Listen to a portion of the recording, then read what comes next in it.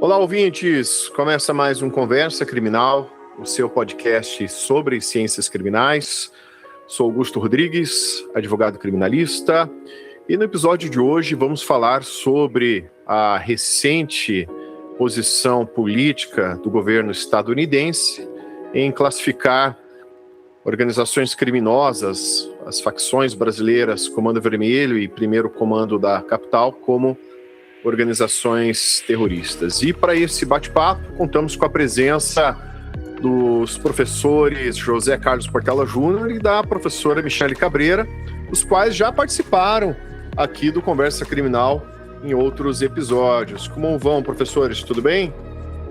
Olá a todos e todas. Olá, Augusto, obrigada pelo convite para retornar aqui no podcast mais uma vez. Acho que é a segunda vez que eu retorno, se não me engano, já é o terceiro episódio. É sempre muito produtivo o debate que a gente tem aqui no podcast. Também quero cumprimentar meu grande amigo de muitos anos, Portela. Estou bem feliz da gente estar aqui hoje. Olá, Augusto. Olá, professora Michele, todos e todas que nos ouvem. E é um prazer poder voltar também ao podcast, fazia tempo que eu não participava, e é a primeira vez que estarei junto com a minha amiga, professora Michele Cabreira. Vai ser um debate interessante. Bem, vamos já começar esse bate-papo a respeito desse tema, já para a gente tirar o elefante da sala e falar aí de dogmatismo penal e também falando aí de questões envolvendo soberania nacional. Qual foi a percepção de vocês, no primeiro momento, a respeito dessa declaração do governo americano em relação a essa caracterização dessas facções em organizações terroristas, né? Nós, aqui no Brasil, temos uma legislação que trata sobre terrorismo, há uma classificação nossa, né, dogmática, na dogmática penal, sobre isso, mas para além disso também, acho que é muito importante, além de ficarmos no aspecto crítico, dogmático, penal, também fazemos ali uma crítica interdisciplinar a respeito do tema. Como sabemos, o direito ele não é um fim em si mesmo, né? O direito ele é relacionado com as relações sociais, relações de poder e é um fruto disso, né? Bom, Augusto e ouvintes, né? Eu acho que nós que trabalhamos a partir de sempre, né, de um plano crítico, então a gente trabalha, eu, Portela, Augusto, vários professores de direito penal, processo penal, criminologia, nós que somos advogados criminalistas, a gente sempre trabalha a partir de uma reflexão crítica. Então, assim, acho que dá para dizer que não nos causou, digamos, um certo espanto, porque já era algo meio esperado. Esse já é um movimento de alguns anos, talvez coisa para mais de década, né? Então já era um movimento que já vinha se desenhando, a despeito de diversos posicionamentos críticos por parte, né, de professores, de juristas, de cientistas políticos, né, pessoas que entendem e que trabalham com o direito internacional, com o direito internacional criminal, né, com a ciência política. Então não causa espanto nesse setor, né, de que era previsto ou previsível que isso fosse acontecer. Agora, o que parece causar espanto, pelo menos para mim, tenho certeza também que para vocês, é uma certa subalternidade, né, de um setor, inclusive da esquerda, em aceitar essa denominação já desde lá de trás, né? Inclusive que veio a lei antiterrorismo num governo dito de esquerda, né? Que foi o governo da Dilma. Então acho que a gente tem muitas coisas para trabalhar aqui, desde um conceito de organizações criminosas até o próprio conceito de terrorismo. Acho que também é interessante, daqui a pouco a gente pode, eu vou passar a palavra para Portela, mas acho que a gente pode também debater a questão do Brasil diante, né, da comunidade internacional em relação ao tema de terrorismo, financiamento ao terrorismo, e como a comunidade internacional enxerga o Brasil nesse tema, né? Eu acho que essa quadra que a gente está vivendo é uma quadra bem complexa, porque a gente vê um avanço do poderio da potência imperialista, chamada Estados Unidos, de uma maneira muito mais brutal do que a gente viu em décadas passadas, né? Claro, tirando aqueles momentos em que a gente viu o apoio direto a ditaduras empresariais militares, né, no Cone Sul, especialmente no Brasil, mas fazia algum tempo que a gente não via uma ação tão contundente assim do imperialismo, inclusive usando da força bruta, né, da violência mesmo, militar, né, como a gente viu no caso da Venezuela, nos bombardeios em águas internacionais, que acabou vitimando cidadãos venezuelanos, colombianos, sob esse pretexto, né, falacioso de que se estaria querendo combater o tráfico de drogas e organizações criminosas, mas quando a gente sabe que, na verdade, os interesses são econômicos, e por serem econômicos, obviamente, estão imbricados com as questões políticas, né? E, claro, o imperialismo, ele sempre se utilizou e vai continuar utilizando, isso que nós estamos vendo nesse caso, como a professora Michele colocou, do aparato jurídico, do direito, das leis, do judiciário, dando uma roupagem a esses ataques que têm como foco as questões econômicas, ataques à soberania de outros estados, dando essa roupagem do jurídico. As ações estão voltadas à questão da criminalidade e, portanto, nós vamos editar leis, decretos, atos, denominando essa ou aquela organização como terrorista, e a partir disso o direito irá autorizar o uso de medidas extraordinárias, inclusive podendo até levar ao uso da violência mais desabrida, né? Essa violência brutal que leva ao assassinato de pessoas, a massacres.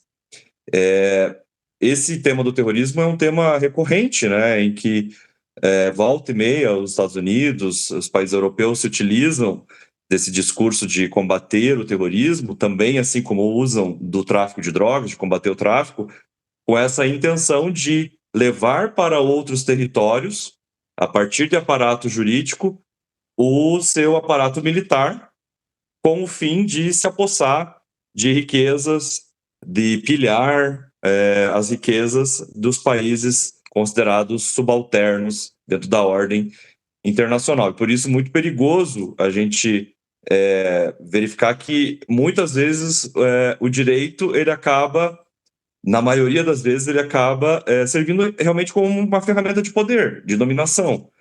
Isso não só nesse tema, mas também no tema que nós vimos da lavagem de dinheiro, do combate à corrupção, né? Naquela época da Lava Jato, isso ficou muito evidente, né?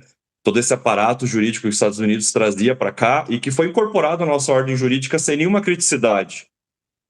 E a partir desse aparato jurídico é que foram tomadas aquelas ações que violaram a nossa soberania, que destruíram o patrimônio nacional, que entregaram riquezas para as potências imperialistas e que, inclusive, levaram à destituição de presidente aqui no Brasil, democraticamente eleito, né, de presidente popular, até golpe de Estado contra, por exemplo, a presidenta Dilma Rousseff. Bom, então, é um tema muito complexo que vai caminhar naquela linha muito fina e tênue da política e do direito, né? E como a professora Michele levanta a questão de que a gente tem que pensar isso sob a ótica da criticidade. Nós temos que olhar isso com um olhar crítico. Por que esse discurso está ganhando campo em um setor da política nacional, né, da extrema-direita, e por que esse setor, inclusive, esse discurso, ele ganha apoio muito contundente nas redes sociais e nas mídias tradicionais, porque existe justamente por trás do discurso do combate ao crime esses interesses econômicos e políticos de grande envergadura hoje, né, no tema, por exemplo, da questão das terras raras e das riquezas naturais. Me permite só fazer um adendo, que o Portela tocou num ponto interessante quando a gente fala dos objetivos subterrâneos, que não são tão subterrâneos assim, eles estão num subterrâneo bastante raso, ou seja, no sentido de que não é preciso tanto esforço, né, para chegar nesse subterrâneo, no conhecimento desse subterrâneo. Mas já que o Portela trouxe a questão não só do terrorismo, mas algo que está muito ligado, que é a questão das drogas, né, desse aspas, guerra às drogas, eu acho interessante pontuar uma coisa, que o Grupo de Ação Financeira, que é o GAFI, e o Grupo de Ação Financeira é um grupo que atualiza, que cria periodicamente recomendações que são consideradas assim, um padrão internacional em relação não só ao financiamento ao terrorismo, mas também lavagem de dinheiro. E questões também relacionadas ao financiamento de tráfico de drogas internacional. E o Grupo de Ação Financeira enxerga e tem enxergado já há alguns anos o Brasil como tendo uma legislação relativamente avançada. Então, dá para dizer que, assim, em termos de normas, nós estamos bem, né? Se o ouvinte e os estudantes, no geral, entrarem lá no site do Bacen, da COAF, está tudo lindo, está tudo impecável, as nossas normas são muito bem elaboradas, principalmente em termos de financiamento do terrorismo e de novas tecnologias. Então, se a gente enxerga que, e se a gente tem esse conhecimento, né, de que o Grupo de Ação Financeira enxerga o Brasil como tendo uma legislação relativamente avançada, por que será que existe, então, a necessidade de estou colocando aqui uma intervenção, né, já nesse sentido, da intervenção por denominar essas organizações criminosas como terroristas, dos Estados Unidos no Brasil, se em termos de normas para combate, né, ao terrorismo, financiamento ao terrorismo, nós estamos muito bem do ponto de vista da comunidade internacional. Então, aqui eu acho que a gente tem uma primeira comprovação, né, de que a coisa vai mal e de que isso é muito perigoso e que isso compromete demais a nossa soberania.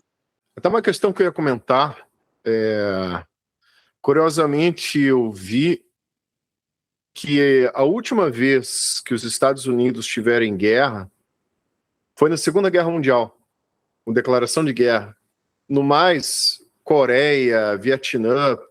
se a gente for ver todas as ações militares dos Estados Unidos em território estrangeiro, em média, eles acho que uma por ano. Assim, são pesquisas, ouvintes, vocês vão ver que tem até uma brincadeira, né? Coloque o seu ano de nascimento e no ano de nascimento qual país os Estados Unidos estava bombardeando ou fazendo uma intervenção militar.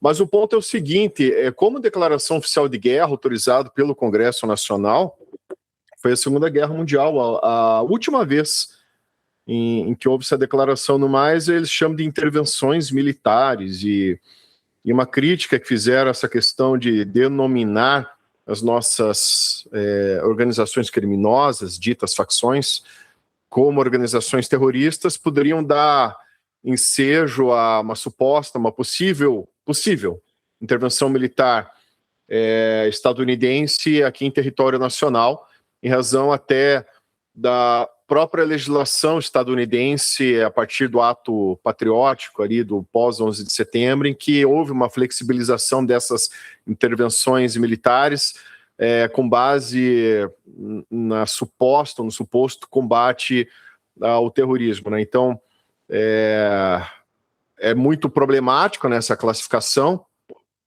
primeiramente porque ela, dogmaticamente falando, ela é completamente correta, né? Porque isso qualquer um sabe, até as pedras dos rios sabem que Comando Vermelho e PCC não tem intenção política de derrubar o Estado, pelo contrário, né? Eles se aproveitam do Estado, eles se aproveitam da corrupção do Estado para ganhar dinheiro, que esse é o objetivo deles, é ganhar dinheiro, é lucro, né? Lucro com suas atividades criminosas.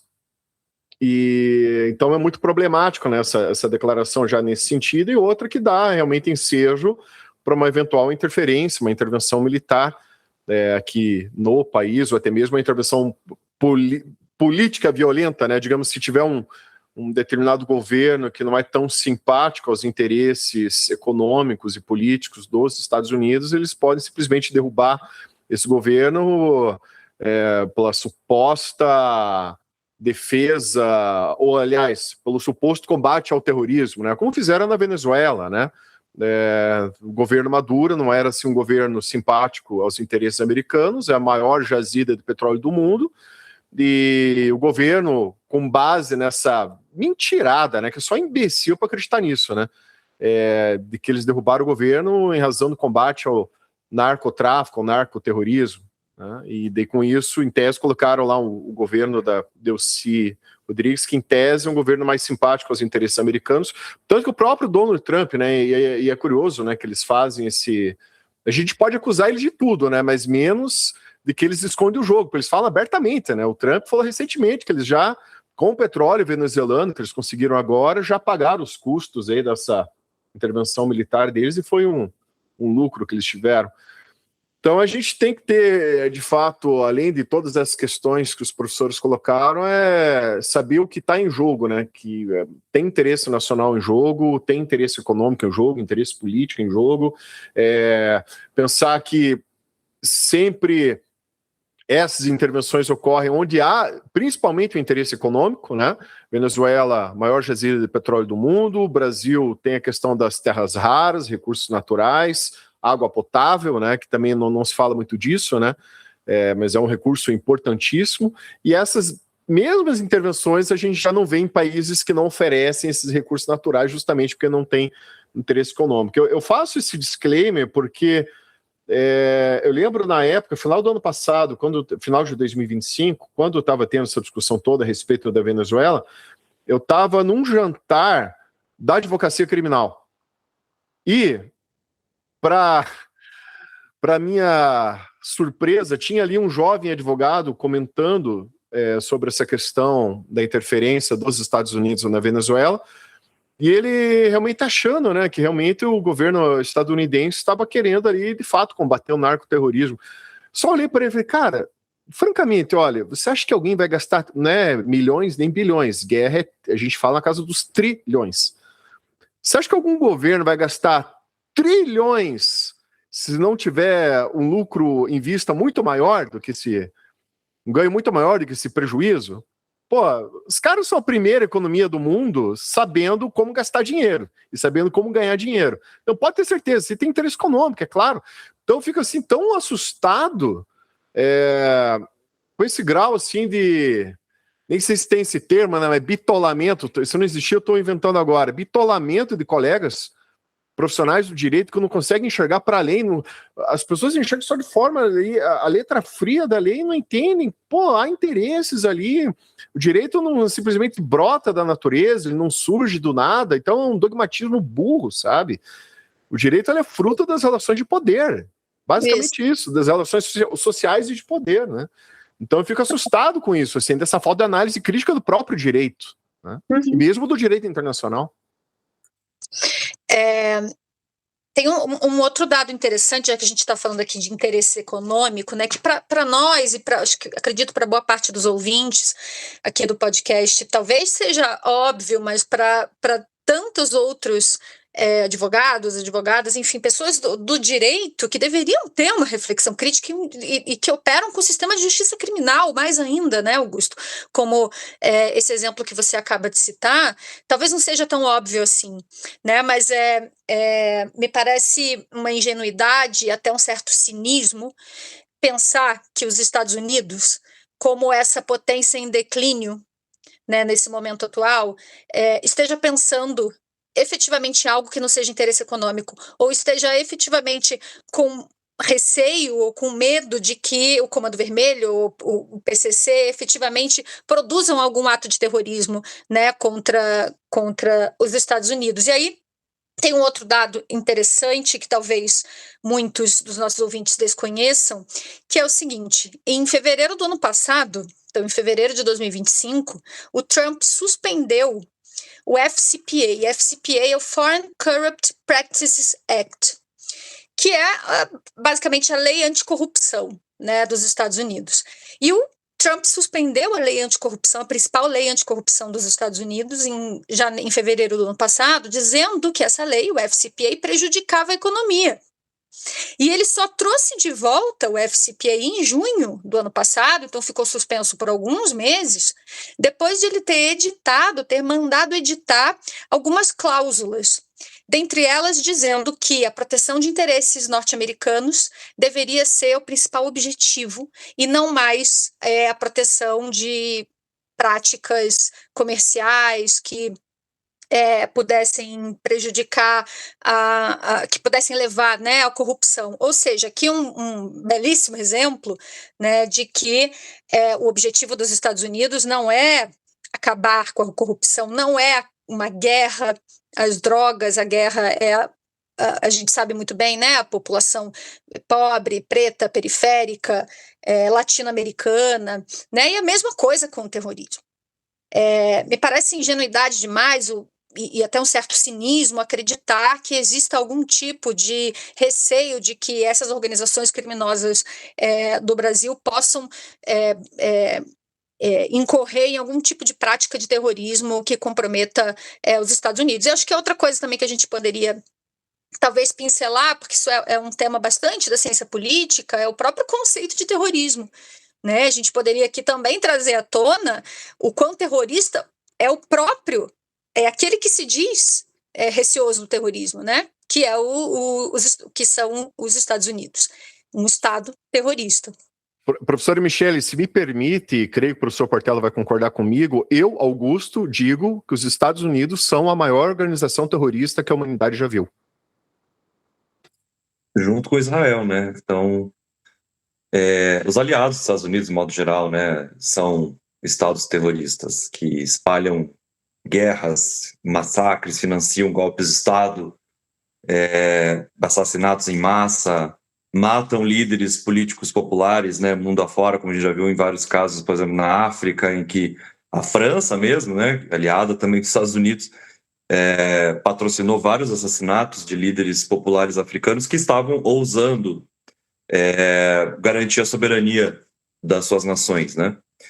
Agora eu queria dizer o seguinte, os Estados Unidos são uma nação tão hipócrita que ao mesmo tempo que eles vêm com esse discurso, né, de vamos combater o tráfico de drogas, vamos combater o terrorismo, vamos combater a criminalidade, dentro de casa a coisa é muito diferente, só que não é o que é vendido pela indústria cultural e nem pela mídia hegemônica, né? Sempre se vende a ideia de que não, o judiciário norte-americano é impoluto, é incorruptível, que as instituições funcionam, que lá a lei se cumpre, o que é uma baita de uma mentira. O próprio Trump foi acusado de ter patrocinado aquela invasão do Capitólio quando ele perdeu as eleições.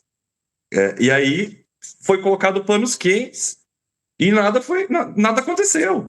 O Trump está envolvido na rede de pedofilia do Epstein e vários bilionários e nada aconteceu.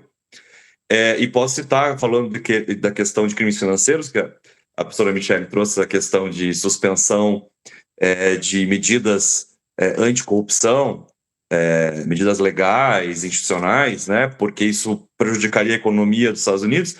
Nós tivemos aquele caso famoso do HSBC no governo Obama, em que se descobriu que, a partir do HSBC nos Estados Unidos, se operava uma grande lavanderia de dinheiro dos cartéis de droga que operavam no México. Bilhões de dólares passavam pelas contas no HSBC, que fazia vistas grossas do dinheiro que entrava lá. E, na época, as autoridades ali de baixo escalão dos Estados Unidos iniciaram uma investigação, só que o próprio governo do Obama, se mobilizou para bloquear essa investigação, porque isso foi logo depois do estouro da bolha de 2008, então a economia norte-americana já estava sendo afetada por essa questão da bolha, estava tentando se levantar, e aí já veio esse escândalo do HSBC, e saiu isso em discursos do General Attorney, lá que eles chamam, né, o tipo advogado-geral do Obama, falando assim, olha, não é o momento para a gente mexer com isso, porque vocês estão doidos, vocês querem quebrar de vez a economia norte-americana, porque a economia norte-americana ela é dependente também do dinheiro do crime, assim como a economia dos países europeus. A economia da Suíça, por exemplo, ela é toda ligada ao dinheiro da criminalidade. Aqueles bancos suíços lá são bancos em que são verdadeiras lavanderias de dinheiro de tráfico, de corrupção, de tráfico de armas, tráfico de pessoas, tráfico de drogas. E aí eles posam nas agências internacionais de grandes defensores da moralidade internacional, dos valores civilizatórios, mas isso é uma farsa. E também a gente deve lembrar que o próprio Estados Unidos, ele reedita essas medidas absurdas que ele faz hoje, são reedições de medidas que ele já fez no passado, e aí, como você colocou, Augusto, me espanta que uma pessoa seja tão ingênua de dizer, não, os Estados Unidos estão combatendo a criminalidade, mas os Estados Unidos já fizeram isso antes, aqui no continente latino-americano, por exemplo, no caso do Panamá, em que os Estados Unidos, em 89, invadiram o Panamá e tomaram à força o presidente do Panamá, enfiaram numa aeronave militar e levaram para os Estados Unidos para julgar o Noriega, o general Noriega, que era aliado dos Estados Unidos por um tempo, era um ditador, era um criminoso, bandido de direita, e ele foi levado a julgamento. Eu não concordo com esse tipo de ação, né? Mesmo que o cara seja um salafrário, mas violaram a soberania do Panamá sob o argumento de que o Noriega mandava dinheiro de cartel de droga para os Estados Unidos, mandava droga, comandava um cartel, igual estão fazendo com Maduro. E qual que era a real intenção dos Estados Unidos naquela época? Porque o Noriega, que era aliado, ele tinha rompido, ele estava em vias de romper relações com os Estados Unidos, porque ele estava querendo nacionalizar o Canal do Panamá. Ele queria garantir uma maior autonomia do Panamá sobre o canal, que estava totalmente quase nas mãos dos Estados Unidos. E bastou ele fazer esse movimento para que os Estados Unidos tomassem essa medida de força e tirassem ele do poder na marra. E outro exemplo que nós tivemos, que daí não foram bem sucedidos, foi em 2008, os Estados Unidos tentaram derrubar o Evo Morales na Bolívia. Qual que foi o argumento? Agentes da DEA, que é o Departamento de Combate às Drogas dos Estados Unidos, que opera no continente latino-americano, opera em países do continente latino-americano, eles estavam atuando na Bolívia. E eles vieram com um papo de que o Evo Morales era traficante e que o governo da Bolívia era um narco-governo, um narco-estado, e que os Estados Unidos deveriam fazer alguma coisa.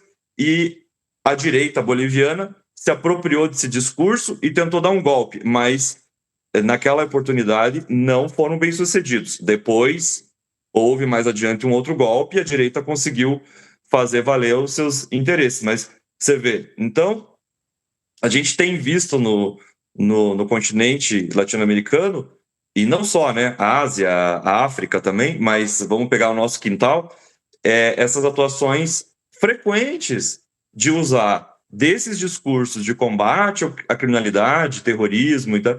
E aí, claro, fazendo todo esse como a gente fala, esse estereótipo do criminoso, que é o favelado, né, o de chinelo de dedo, favelado com fuzil na mão, para justificar essas intervenções. Quando, na verdade, os verdadeiros criminosos, os piores bandidos, estão sentados lá na Casa Branca, lá no Salão Oval, fazendo todo esse tipo de tramóia para atacar os países do continente latino-americano. Eu queria trazer duas coisas para complementar a fala do Portela. Primeiro, relembrar, já que a gente está falando, né, dessa ingenuidade, não sei bem se é uma ingenuidade, um cinismo de parcela de operadores do direito, e principalmente aqueles que operam dentro do sistema de justiça criminal, ou seja, uma ingenuidade que não é perdoável, que não é possível de seguir existindo. Eu queria relembrar a relação absolutamente espúria de anos atrás estabelecida pelo governo eleito em 2018, né?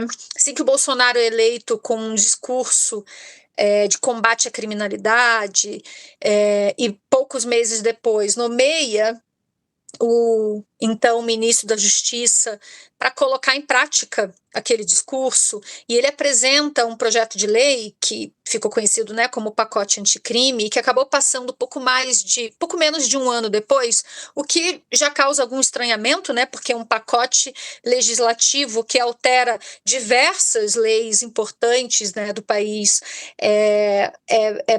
Causa bastante estranhamento que isso passe tão rápido. Mas, de qualquer forma, muitas daquelas mudanças legislativas acabaram não passando por força de uma parcela progressista, né, do Congresso Nacional, mas tem uma mudança mudança que não passou, mas que estava prevista no então projeto de lei anticrime, que visava, por cópia literal da legislação penal italiana, era uma cópia literal da legislação italiana, que pretendia trazer para dentro da Lei 12.850, que é a Lei de Organizações Criminosas do Brasil, um rol quase taxativo do que seriam organizações criminosas. Então, na Itália, existe, né, o fenômeno da máfia italiana, que é bastante diferente, dadas, né, as diferenciações históricas, sociais, econômicas, né, daquele país em relação ao Brasil. Mas na legislação penal italiana existe um rol, né, das chamadas máfias italianas dentro da legislação. E aí, então, o ministro da Justiça tenta trazer para o Brasil, para a Lei 12.850, naquele momento, em 2019, um rol taxativo do que seria uma exemplificação, né, do que seriam organizações criminosas, e dentre elas, então, PCC, Comando Vermelho, Amigo dos Amigos, enfim, e outras exemplificações que ele pretendeu trazer ali. E é claro que aquela tentativa já era uma tentativa de tentar colocar, né, colocar luz, né, a essas facções como muito violentas, né? Acabou não passando essa mudança legislativa, mas é importante a gente lembrar que, desde aquele momento, já havia ali uma relação espúria entre o judiciário brasileiro, né, naquele momento, o governo brasileiro, né, e os interesses estadunidenses de intervenção na nossa soberania. E a segunda coisa que eu queria dizer, para complementar a fala do Portela, é que a gente também não pode se esquecer que o surgimento das primeiras facções, e a primeira facção que se tem notícia no Brasil foi efetivamente, né, o Comando Vermelho, se não me engano, se eu não estiver errada, e essas organizações, elas nascem de dentro da prisão, elas nascem em decorrência da violência do sistema penitenciário. Então, dá para colocar também na conta do Estado brasileiro o nascimento dessas organizações, né? Então, hoje a gente tem diversos outros temas que a gente poderia também debater, como esse projeto para diminuição, né, da idade de maioridade penal, que também vai acabar repercutindo, né, em relação ao aumento, né, do número de, aspas, soldados ali das organizações criminosas. Então, a gente não pode se esquecer de colocar na culpa também do Estado, né, o nascimento, o crescimento dessas organizações. Era isso que eu queria dizer para complementar a fala do Portela.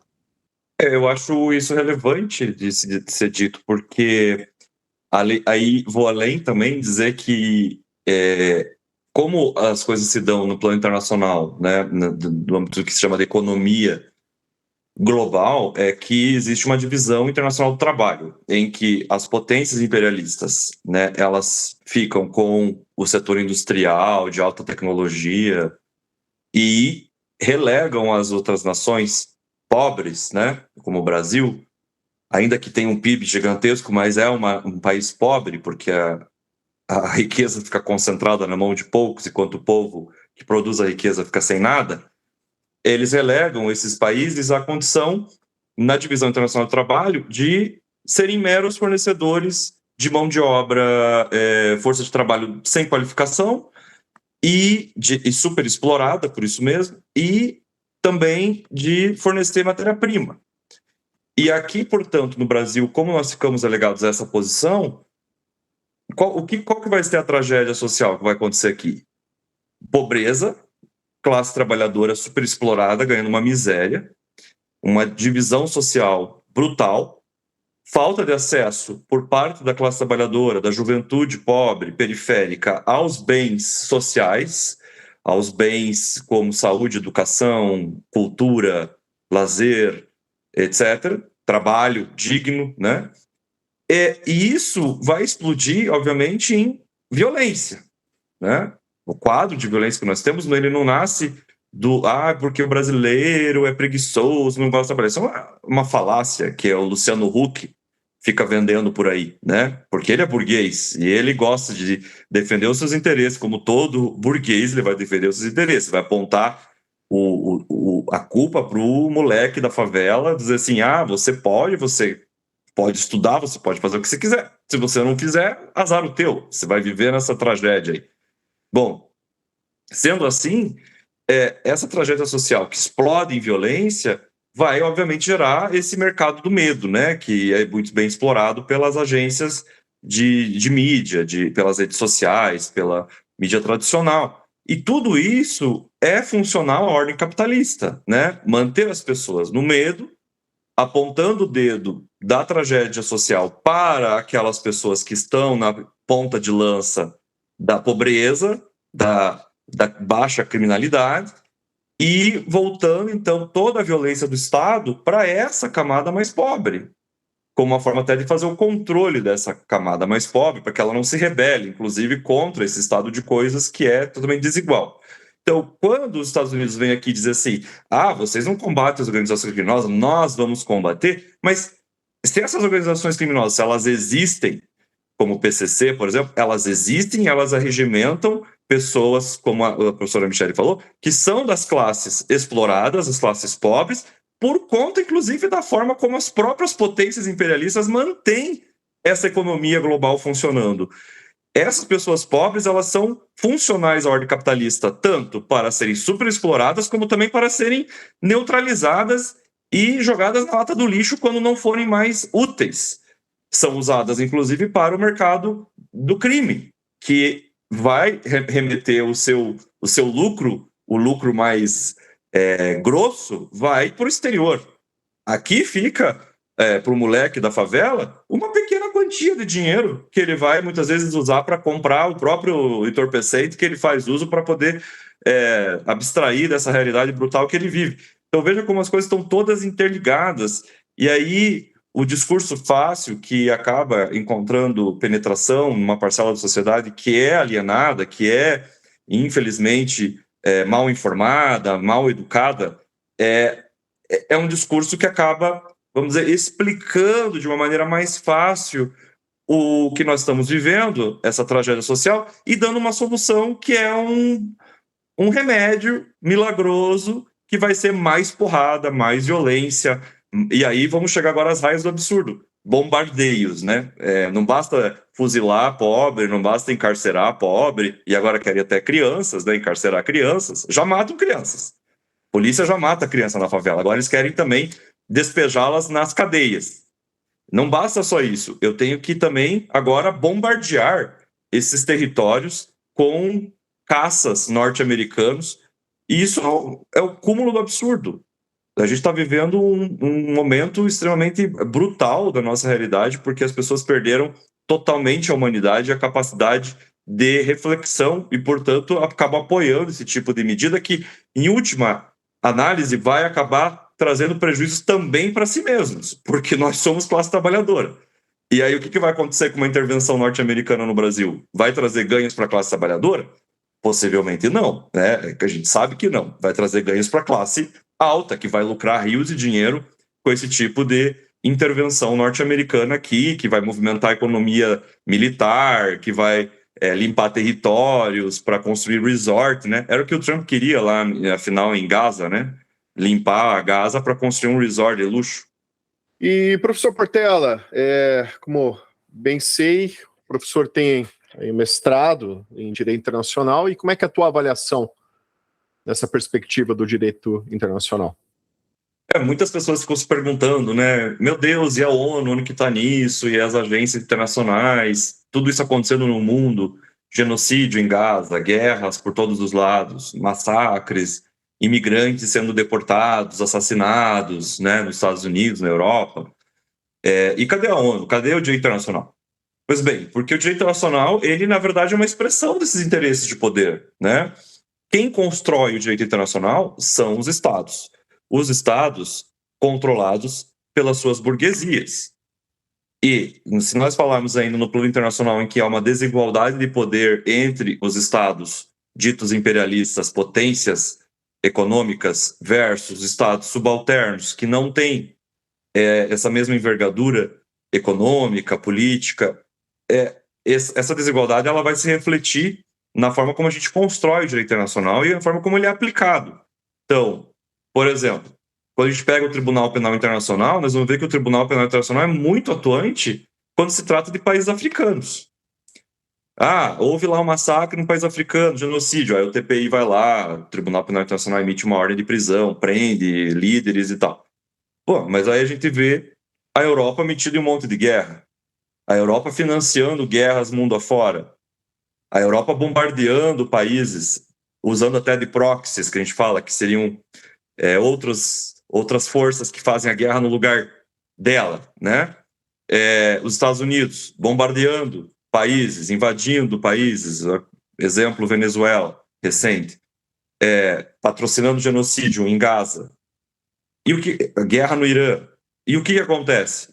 Nada, porque de fato o direito internacional ele não vai conseguir atender aqueles ditames de justiça igualitária, distribuição igualitária de justiça. Isso não acontece nem no plano nacional, né? A gente bem sabe. Que dirá no plano internacional, em que essas agências de poder, de construção do direito e de aplicação do direito são todas controladas por interesses das potências imperialistas. Eu dou o exemplo do caso do TPI, em que bastou o TPI, às duras penas, depois de 2 décadas mais ou menos, lidando com o tema da Palestina, dos crimes de Israel na Palestina, só recentemente emitiu 2 ordens de prisão por muita pressão internacional. Imagine, olha quantas décadas de crimes de Israel na faixa de Gaza, na Palestina de modo geral. E só agora, recentemente, foi expedido 1 ou 2 ali mandados de prisão que não foram nem cumpridos. E aí bastou isso para que os Estados Unidos, o Trump, anunciasse uma série de medidas retaliatórias ao TPI, aos juízes da corte que emitiram o mandado de prisão e à procuradora que seria o Ministério Público, o procurador, é um homem hoje agora, procurador que é o Karim, esqueci o sobrenome dele, e ele tá com as contas bloqueadas, as mesmas medidas que fizeram contra o Alexandre de Moraes e tal, sanções econômicas, bloqueio de visto, não pode viajar para os Estados Unidos, não pode movimentar conta, não pode usar cartão de crédito de bandeira norte-americana, Visa, Mastercard, essas coisas. Então, um monte de medida retaliatória. E um parênteses, perdão, professor Portela, mencionando essa questão de bandeira americana, que é a pessoa com essa sanção, aí a gente só tem que lembrar também dessa intervenção no nosso sistema PIX, né, que também afeta interesses americanos, né, de empresas americanas, como o professor falou, né, da Visa e Mastercard. Então, até o nosso PIX eles querem roubar da gente, né. Peço perdão pela intervenção, mas a sanção aí que o professor colocou, eu vejo uma relação direta também com essa questão do PIX hoje. Perdão pela intervenção. Não é porque, o Trump simplesmente não gosta do PIX, é porque tem esses monopólios financeiros que estão por trás, que controlam esses cartões de crédito, movimento de dinheiro entre bancos, e eles não querem perder esse monopólio porque isso é dinheiro, né? É perda de lucro. Então eles atacam o PIX. Então, bem colocado. E aí vão usar de retóricas absurdas para justificar isso, né? Mas que, na verdade, basicamente é controle de mercado, é reserva de mercado. E aí houve essas medidas retaliatórias, o TPI parou, ninguém mais fala do TPI, os juízes não falam mais nada, os mandados de prisão não foram cumpridos, nada mais aconteceu, como se os crimes não estivessem ocorrendo. Então, me parece que muitas vezes, né, um setor da esquerda, a gente vê sempre defendendo essa questão, não, precisamos fazer uma denúncia no Tribunal Penal Internacional, parece muita ingenuidade. Claro que às vezes serve como uma pressão política e tal, mas a gente não vai conseguir movimentar essas agências de poder, porque elas estão controladas por esses países imperialistas que já se blindam de qualquer contra-ataque que venha prejudicar os seus interesses por parte dessas mesmas agências. E finalizando, até uma coisa interessante de colocar, que você vê, até a própria ideia de vamos salvar as vítimas, né? Porque agora vamos falar do outro lado, que tem a questão, vamos combater o crime, mas também vamos salvar as vítimas, né? Essa ideia do salvacionismo que a civilização europeia tem, os Estados Unidos. Vamos salvar as vítimas do genocídio. Então, isso é um embate que tem dentro da política norte-americana. Eles discutem a palavra genocídio. Se você usa a palavra genocídio, você pode justificar uma intervenção militar no outro estado para salvar as vítimas do genocídio. Se eu não uso a palavra genocídio, eu não vou mobilizar a minha força militar para salvar, eu vou usar outro termo. Eu vou usar massacre, eu vou usar atrocity, que é um termo genérico, atrocidade, eles falam. Isso a gente viu na questão do Bill Clinton, quando estavam acontecendo aqueles crimes na ex-Yugoslávia. O Bill Clinton mobilizou toda uma retórica para dizer que o que acontecia nos Balcãs, no Kosovo e na Sérvia era genocídio. Porque daí, com esse discurso, ele conseguiu convencer a opinião pública norte-americana de que, olha, nós estamos indo bombardear a ex-Yugoslávia, a Sérvia e os países que fazem parte ali, não porque a gente quer tomar controle daquele território, não é por questão econômica, não, imagina, é para salvar as vítimas do genocídio. Mas olha outros tantos genocídios que nós tivemos depois disso. E cadê os Estados Unidos para salvar as vítimas? Onde eles atuaram para salvar as vítimas dos genocídios? Muito pelo contrário, eles patrocinaram genocídios, eles financiaram, eles acobertaram. Então, essa é uma retórica que também é utilizada a partir do direito internacional, isso também a gente vê na questão do terrorismo, etc., como uma forma de mobilizar também a opinião pública internacional, interna e internacional, e também ganhar uma proteção jurídica internacional para poder levar a cabo uma atuação de força, usando até da força militar, com o pretexto, né, de que não, nós estamos agindo em prol dos direitos humanos. Isso aconteceu na Líbia também, quando derrubaram o Gaddafi. A Europa também usou desse mesmo discurso, a França usou desse discurso para justificar o bloqueio aéreo na Líbia e assim fazer aquele intenso bombardeio sobre Trípoli, que acabou gerando um caos social, que acabou levando à derrubada do Gaddafi. Bem, vamos então caminhando para o final desse programa. É claro aí que é uma discussão, um debate que poderia ali demandar muitas horas ou até dias ali num congresso sobre direito internacional, soberania nacional, dogmática penal, tantas questões aí que a gente poderia discutir dentro aí dessa temática aqui levantada nesse programa. Mas eu deixo aqui também o espaço aberto para os nossos convidados, para as suas considerações finais, caso queiram passar um recado final para os ouvintes, fazer alguma indicação, trazer algum ponto que julguem importante, né, nessa fala final. Por favor, fiquem à vontade. Bom, Augusto, eu queria agradecer, né, pela oportunidade. Acho que é um tema não só complexo, mas bastante amplo, exige um conhecimento crítico, né, não só de questões criminais, mas também de ciência política, de questões que dizem respeito ao direito internacional, né, as relações internacionais. A única coisa que eu queria agora, para fechar, trazer ao nosso ouvinte, né, a reflexão, já que a minha última ponderação foi a respeito do surgimento das organizações criminosas, né, no Brasil, que a gente também não pode esquecer do quanto o proibicionismo em relação às drogas é causador, né, e é gerador de toda essa problemática que hoje é um problema social no Brasil, né, e também tem a ver com uma intervenção estadunidense no Brasil que data lá da década de 70. A gente tem dois grandes governos nos Estados Unidos que levantaram bandeira, né, da guerra às drogas, mas especificamente uma fala do então presidente Nixon, de 1970, 71, 72, mas ali aqueles primeiros anos da década de 70, em que ele utiliza pela primeira vez a expressão guerra às drogas, né? E essa guerra às drogas, muitas aspas aqui, né, ela não só é falaciosa, como ela é hipócrita, né? Quando especificamente estamos falando aqui de um dos países que são o maior consumidor de drogas, né, do mundo. Então, a utilização dessa expressão e consequentemente, né, a criação de diversas políticas de intervenção em países produtores de drogas é muito causador desse que é considerado hoje um grave problema social no Brasil, que são as organizações criminosas. Então eu convido o nosso ouvinte, a nossa ouvinte, a tentar entender, né, a questão do proibicionismo, porque eu acho que não tem como a gente tratar do ponto de vista crítico, ou do ponto de vista de tentar encontrar uma solução para o problema das organizações criminosas, da violência no Brasil, que não passe pela questão do proibicionismo de drogas.